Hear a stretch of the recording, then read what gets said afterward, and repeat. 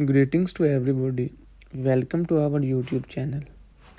आज हम फार्माकोलॉजी के बहुत इम्पोर्टेंट और मेन टॉपिक जिसका नाम anti tuberculosis and antiviral medicines है, इसके मुतल्लिक स्टडी करने जा रहे हैं। चलिए सबसे पहले आपको हम बताएंगे कि ट्यूबरक्लोसिस होता क्या है। Tuberculosis is a bacterial disease spread from one person to another, principally by airborne transmission. The causal agent is Mycobacterium tuberculosis. जैसा कि आप देख रहे हैं, it is also called the tubercle bacillus. Then बात करते हैं first line anti tuberculosis medicines. ये कौन कौन सी होती हैं? फर्स्ट वन इसमें आती है आइसोनाइजिड, रिफेम्पिसिन, पिराजिनामाइड, स्ट्रेप्टोमाइसिन, इथेम्बुटोल। देन हम बात करते हैं ऑल्टरनेटिव मेडिसिन्स कौन सी यूज्ड होती हैं ट्यूबरक्लोसिस में। फर्स्ट वन आती है साइक्लोसिरीन, एथिनामाइड, अमाइनोसैलिसाइलिक एसिड, कैप्रियोमाइसिन, फ्लोरोग्विनोलोन्स और मैक्रोलाइड्स। जैसा कि आप स्क्रीन पर देख रहे हैं, अब हम बात करते हैं classifications of anti tuberculosis drugs on the basis of chemistry of drugs. First one बात करते हैं pyridines used in tuberculosis. Then आ जाता है जी rifamycin used in tuberculosis. Then आ जाता है जी डायामाइंस और अमाइनोग्लाइकोसाइड्स और other drugs used in tuberculosis. फिर बात करते हैं जी first line anti tuberculosis medicines, इनके थेराप्यूटिक एक्शंस क्या हैं। फर्स्ट हम बात करते हैं आइसोनाइजिड की। ये जी bactericidal, interferes with lipid and nucleic acid biosynthesis in actively growing tubercle bacilli. Then इसके जी फार्माकोनेटिक्स क्या हैं। फर्स्ट इसका रूट ऑफ एडमिनिस्ट्रेशन क्या है, हम किस रूट के थ्रू हम इसे यूज़ कर सकते हैं। इसका जी हम इसे ओरली यूज़ होगा ये। Then onset varies, peak 1 to 2 hour और इसकी ड्यूरेशन है वो 24 आवर है। और मेटाबॉलिज्म इसका हिपैटिक है और हाफ लाइफ इसकी 1 to 4 आवर है। और डिस्ट्रीब्यूशन ये crosses placenta enters breast milk और एक्सक्रीशन यूरिन। अब चलिए हम बात करते हैं एडवर्स इफ़ेक्ट्स ऑफ आइसोनाइजिड। इसका जी CNS पर क्या इफेक्ट है जी। ये peripheral neuropathy, convergence, toxic encephalopathy, optic neuritis and atrophy, memory impairment, toxic psychosis. Then जी इसका GIT पर क्या है, nausea, vomiting, epigastric distress, bilirubinemia और बिलिरुबिनूरिया। देन हीमाटोलॉजी में क्या है जी, इसके अंदर हीमाटोलाइटिक और एप्लास्टिक एनीमिया जो मेन है। देन आ जाता जी हाइपरग्लाइसीमिया, मेटाबॉलिक एसिडोसिस, हाइपरकैल्सीमिया और अदर में आ जाता है रियूमेटिक सिंड्रोम। देन बात करते हैं जी रिफेम्पाइसिन।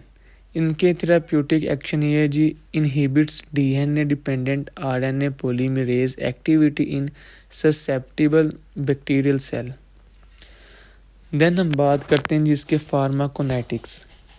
हमने आपके लिए टेबल भी ड्रा की, अब जैसा कि आप देख सकते हैं स्क्रीन पर। इसका रूट ऑफ एडमिनिस्ट्रेशन क्या है, ऑनसेट और पीक।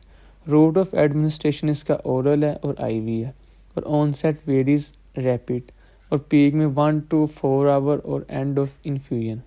अगर हम मेटाबॉलिज्म की बात करें तो जी ये हिपैटिक है, हाफ इस लाइफ इसकी 3 to 5 आवर्स है और डिस्ट्रीब्यूशन ये क्रोसिस प्लेसेंटा और एंटर्स ये भी ब्रेस्ट मिल्क।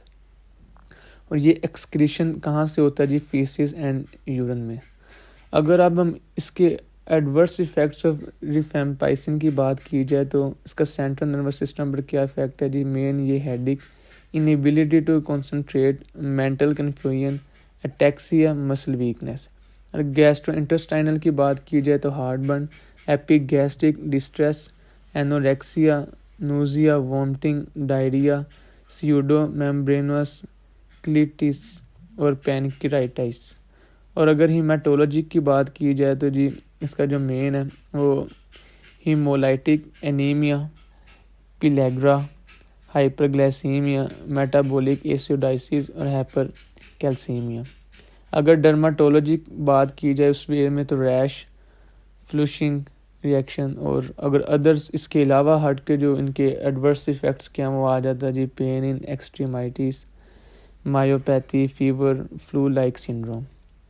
अच्छा जी, अब हम नेक्स्ट बात करते हैं, ये भी जी बहुत इंपॉर्टेंट पार्ट है, ये है जी इथेम्बुटोल। इसका मैकेनिज्म ऑफ अगर एक्शन की बात की जाए तो ये inhibits the synthesis of metabolites in growing mycobacterium cells, impairing cell metabolism, arresting cell multiplication and causing cell death। जैसा कि आप देख रहे हैं कि ये कॉज सेल डेथ पे भी इसका इफ़ेक्ट इतना ज़्यादा कि सेल की डेथ भी हो सकती है। अगर इसके फार्माकोनेटिक्स की बात की जाए तो इसके रूट फर्स्ट बात करें तो ओरली, ऑनसेट की जाए तो रैपिड, पीक ये 2 और 4 आवर्स और ड्यूरेशन इसकी 20 to 24 आवर है। और मेटाबॉलिज्म इसका भी हीपैटिक है। अगर हाफ लाइफ की बात की जाए तो 3.3 आवर्स है। अगर डिस्ट्रीब्यूशन की बात की जाए तो ये भी क्रॉसिस प्लासेंटा और एंटर्स ब्रेस्ट मिल्क, और एक्सक्रीशन ये होता है जी यूरन और फीसिस। अगर एडवर्स इफ़ेक्ट्स की बात की जाए इथेम्बुटोल तो ये इसके CNS पे क्या है जी, ये ऑप्टिक न्यूराइटिस, फीवर, हेडेक, और इसके अलावा जो मेन है न्यूरोपैथी। अगर GI की बात की जाए गैस्ट्रो इंटेस्टाइनल पे फिर एनोरेक्सिया, नोजिया, वॉमिटिंग और एब्डोमिनल पेन। और अगर हाइपर सेंसिटिविटी की बात की जाए तो आता है जी एलर्जिक रिएक्शंस, डर्माटाइटिस और एनाफाइलैक्टोइड रिएक्शन। अगर इसके अलावा अदर्स की बात की जाए तो उसके अंदर इंक्लूड होता है जी टॉक्सिक एपिडर्मल नेक्रोलाइसिस, थ्रोम्बोसाइटोपीनिया और जॉइंट पेन और एक्यूट गाउट। अब हम जी बात करते हैं इसके अलावा क्लासिफिकेशंस ऑफ एंटीवायरल ड्रग्स की।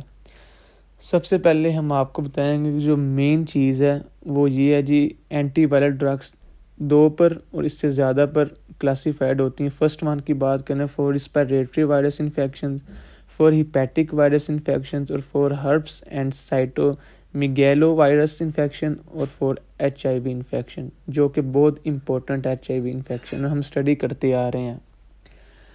अच्छा जी, अगर अब बात की जाए फॉर रिस्पिरेटरी वायरस इन्फेक्शंस तो अगर इसके थेराप्यूटिक एक्शंस की बात की जाए तो ये आएगा जी inhibit penetration of influenza A virus into the host cell. अगर फार्माकोनेटिक्स की बात की जाए इसका रूट और ऑनसेट वगैरह क्या है तो रूट ऑफ एडमिनिस्ट्रेशन इसका ओरल है। ऑनसेट 36 to 48 आवर्स है और पीक 4 to 6 आवर्स है और हाफ लाइफ इसकी 15 to 25 आवर्स है। अगर डिस्ट्रीब्यूशन की बात की जाए तो जी ये क्रोसिस प्लासेंटा और एंटर्स होता है ब्रेस्ट मिल्क पे। अगर एक्सक्रीशन की बात की जाए तो अनचेंज इन द यूरिन। अब हम बात करते हैं इसके एडवर्स इफ़ेक्ट्स क्या हैं। जो मेन है वो वही है CNS, एटेक्सिया, मेन डिप्रेशन, और अगर CI की बात की जाए तो nausea, anorexia, constipation, dry mouth. अगर CV की बात की जाए तो ऑर्थोस्टैटिक हाइपोटेंशन। अगर GU की बात की जाए तो यूरिनरी रिटेंशन। इसके ये मेन एडवर्स इफ़ेक्ट है जो सेंट्रल नर्वस सिस्टम से लेके एंड तक यूरिनरी रिटेंशन तक इसके इफ़ेक्ट्स हो सकते हैं। अगर हम फॉर हिपैटिक वायरस इन्फेक्शन के इंटरफेरोन की बात की जाए थेराप्यूटिक एक्शन की, ये करता है जी inhibit viral RNA translocation into the host cell. अगर फार्माकोनेटिक्स की बात की जाए इसका रूट ऑफ एडमिनिस्ट्रेशन ओरल होगा और इंट्रावीनोसली भी हो सकता है। और मेटाबॉलिज्म की बात की जाए तो इसका हिपैटिक और एडवर्स इफेक्ट में चिल्स आ सकती हैं, माइल्गियास, और इसके अलावा न्यूरोटॉक्सिटी, वेट लॉस जो मेन इंपॉर्टेंट है। अगर अब for herpes and cytomegalovirus infection की बात की जाए इसके थेराप्यूटिक एक्शन में आएगा इनहिबिट करता है जो viral DNA replication and deactivate करता है वायरल DNA पॉलीमरेज। और अगर हम इसके ही फार्माकोनेटिक्स की बात की जाए तो इसके रूट ऑफ एडमिनिस्ट्रेशन हमने बाकायदा इसका भी एक टेबल बनाया जो आप स्क्रीन पर देख सकते हैं। रूट ऑफ एडमिनिस्ट्रेशन में ओरल, IV और टॉपिकल।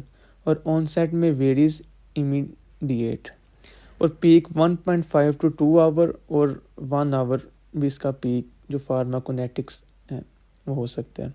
और ड्यूरेशन आईवी की है जो इंट्रावीनस है उसकी 8 आवर्स है। और इसकी हाफ लाइफ 2.5 to 5 आवर। और डिस्ट्रीब्यूशन होता है क्रोसिस प्लासेंटा और एंटर्स ब्रेस्ट मिल्क। ये जितने भी हैं इनकी डिस्ट्रीब्यूशन ऑलमोस्ट सेम है, वो यही है क्रोसिस प्लासेंटा और एंटर्स किधर, ब्रेस्ट मिल्क में। और इसकी excretion unchanged in the urine. अगर अब हम इसके एडवर्स इफ़ेक्ट की बात की जाए तो वो सिस्टमिक एडमिनिस्ट्रेशन में आता है जी CNS, GI और GU। अगर CNS की बात की जाए सेंट्रल नर्वस सिस्टम में हेडेक, वेटिगो, डिप्रेशन, ट्रिमर्स। और अगर GI की बात की जाए गैस्ट्रोइंटेस्टाइनल में nausea, vomiting, diarrhoea, anorexia. GU की बात की जाए तो क्रिस्टल यूरिया और with rapid IV administration haematuria. अगर डर्माटोलॉजी की बात की जाए तो इन्फ्लेमेशन और phlebitis and infection site, rash, hair loss. अगर टॉपिकल एडमिनिस्ट्रेशन की बात की जाए तो इसके अंदर हम बात करेंगे मेन जो है वो डर्माटोलॉजी। उसके अंदर ये आता है जी transient burning at site of application. हमारे चैनल को सब्सक्राइब कीजिए और आने वाली मज़ीद वीडियो से अपडेट रहिए। शुक्रिया।